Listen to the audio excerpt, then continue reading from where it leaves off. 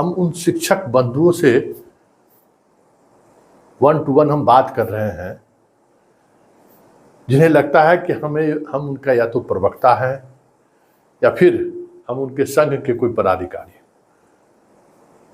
कभी कभी इस तरीके का सवाल मुझसे किया जाता है और मुझसे उम्मीद भी की जाती है कि आप उस तरीके का खबर बनाएं। देखिए, आप इन चीज़ों को समझिए कि मैं विशुद्ध पत्रकार हूँ 110%। और हम खबरों के पीछे रहते हैं, खबरों के पीछे की भावनाओं, इमोशन को भी समझते हैं, खबरों के पीछे के उन पॉलिटिक्स को भी समझते हैं जिसके सहारे हर पत्रकार का इस्तेमाल किया भी जाता है और करने की कोशिश भी होती है। देखिए, ब्रजवासी जी के हटाने के मसले को लेकर कई तरह के फ़ोन कॉल्स भी आए, कई तरह के मैसेज भी आए कि आपको खबर बनानी चाहिए। देखिए, ब्रजवासी जी से हमारी भी बातचीत होती है। खबर ये नहीं है कि ब्रजवासी का सेवा समाप्त कर दिया है। खबर ये है कि ब्रजवासी की सेवा समाप्त करने के लिए पाठक जैसे अहंकारी अधिकारियों के कलम में भी वो ताकत नहीं है जो सीधे ब्रजवासी को बर्खास्त कर दे। उस बर्खास्तगी के पत्र को जरा गौर से पढ़िए। और इस तरह के सवालों के सहारे कई बार हमने आपको झकझोरने की कोशिश किया है, लेकिन आप अपनी लड़ाई 9 बजे से स्कूल क्यों नहीं है कर दिया, इस पर लड़े हुए हैं। गर्मी छुट्टी क्यों ख़त्म कर दिया, गुड फ्राइडे क्यों ख़त्म कर दिया। ये लड़ाई आप नहीं लड़ सकते हैं। और जब तक इस लड़ाई को लेकर आप आवाज़ बुलंद करते रहेंगे तब तक आप औंधे मुंह गिरते रहेंगे और पाठक जैसे अधिकारी अपनी मनमर्जी चलाता रहेगा।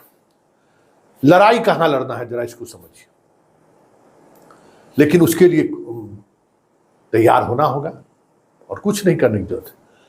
ब्रजवासी की बर्खास्तगी के लिए उसने नियोजन इकाई को पत्र लिखा है, अपने बीडीओ सीओ, अपने डीपीओ और जिला शिक्षा पदाधिकारी को नहीं पत्र लिखा है, नियोजन इकाई को लिखा है। मतलब सरकार जो नई नियोजन नीति लाई है, जब तक आप सक्षमता के सहारे पास होके राज्यकर्मी नहीं बन जाते हैं तब तक वो नियमावली आप पर लागू नहीं होगा। इस बात को समझिए। और ऐसे में अभी तक जितने फैसले लिए गए हैं पाठक के द्वारा, वेतन कटौती का, सस्पेंशन का, सारे के सारे फैसले गैर कानूनी हैं। लेकिन उसके लिए आप लड़ाई लड़ने को तैयार नहीं हैं, ना उसके लिए आप लड़ाई लड़े इस पर कभी आप सोचते हैं। क्योंकि पाठक आपका पदाधिकारी नहीं है, इस बात को समझिए। वो डंडे के बल पर आप प्रशासन कर रहा है, वो डंडा चलाने की ताकत लीगली उनको नहीं है। वो शिक्षा विभाग के अपर मुख्य सचिव जरूर है, लेकिन वो आपके अपर मुख्य सचिव नहीं है। जो जिला के जो शिक्षा के पदाधिकारी हैं उनके वो हैं।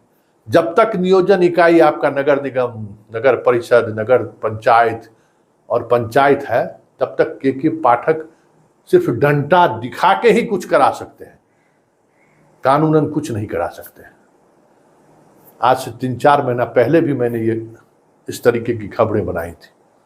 और आज हम ये खबर इसलिए आपको बता रहे हैं कि जितने लोगों के खिलाफ अनुशासनात्मक कार्रवाई की गई है, अगर आप कोर्ट पहुंचते हैं तो सारी की सारी कार्रवाई रद्द हो गई। एक उदाहरण हम आपको बता दें। 94 बैच के सब इंस्पेक्टर को बहुत सारे मामले में एसपी ने डिसमिस कर दिया था और डीआईजी से अप्रूवल ले लिया, जबकि उसका अपॉइंटमेंट अथॉरिटी आईजी था। और वो सारे लोग हाई कोर्ट गए और हाई कोर्ट ने इस आधार पर सारे का डिसमिसल रद्द कर दिया कि जो अपॉइंटमेंट अथॉरिटी है उसने ये कार्रवाई नहीं की है। मतलब आपका अपॉइंटमेंट अथॉरिटी कौन है? पाठक नहीं है, शिक्षा विभाग नहीं है। ये इस बात को समझिए। आपका जो अपॉइंटमेंट अथॉरिटी है वो आप पर कार्रवाई कर सकता है, और जब तक वो कार्रवाई नहीं किया है जब तक वो आपका वेतन नहीं काटा है, आपका वेतन काटने की ताकत पाठक को नहीं है। जो 9 बजे जो सेल्फी खिंचाते हैं ना, अगर आपका कोई मुखिया आपके साथ खड़ा हो जाए, प्रोटेस्ट कर दे, पाठक हवा हो जाएंगे। जितने शिक्षा विभाग के पदाधिकारी वेतन काटे हैं ना, सब के पॉकेट से पैसा भरना पड़ जाएगा अगर आप लड़ गए तो इन चीज़ों को समझिए। सक्षमता का रिजल्ट आया है, अब नए तरीके से चीज़ें आप पाठक के पास जा रहे हैं, तो अब आप पाठक का डंडा कुछ और अलग तरीके से चलेगा। अभी तक वो इस बात को समझ सिर्फ डंडा दिखा के शासन करना चाहता था, अब वाकई में उसका अधिकार उसको मिल गया है डंडा चलाने का। अब आप नए तरीके से सोचिए कि पाठक से कैसे पार पाया जा सकता है। और इसके लिए ये जरूरी है कि जितने दिनों शिक्षक को दंडात्मक कार्रवाई की गई है, उस कार्रवाई को लेकर आप लीगली तरीके से लड़ सकते हैं। और जैसे ही आप लड़ेंगे, पाठक के लिए मुश्किल वाला दिन होगा। उस दिन उन्हें मुश्किल होगा, क्योंकि उसके पास उसका